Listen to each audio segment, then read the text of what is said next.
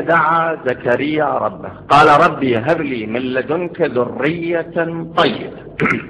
طيب، هذا كل اللي ذكرناه. نأتي إلى التأويل. هنالك، يقول لا هنالك هذا غير تفسير عندنا، وعندنا تأويل أن الله تبارك وتعالى في يوم من الأيام زكريا سأل الله أن يعلمه أسماء أصحاب الكساء الخمسة، فنزل جبرائيل وعلم أسماء أصحاب الكساء الخمسة، قال هم محمد وعلي وفاطمة والحسن والحسين صلوات الله وسلامه عليهم أجمعين.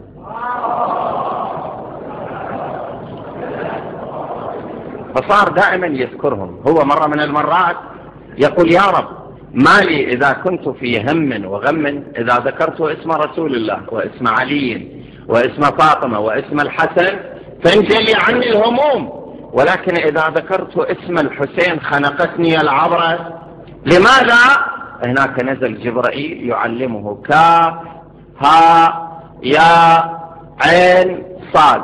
قال كاف يعني كربلاء، ها يعني هلاك الحسين صلوات الله وسلامه عليه وأهل بيت الحسين، يا يعني يزيد، عين يعني عطش الحسين، صاد يعني صبر الحسين صلوات الله وسلامه عليه.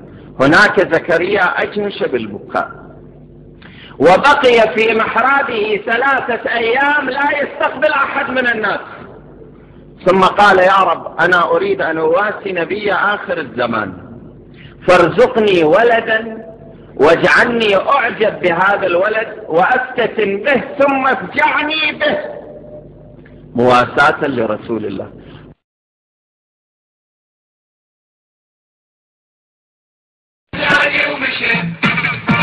خد مش مشى عيناني ومشى يا ابو خد مش مشى عيناني ومشى شوف من يضحك شحلين معزوم انا وياه الليله شوف من يضحك شحلين انا معزوم انا وياه الليله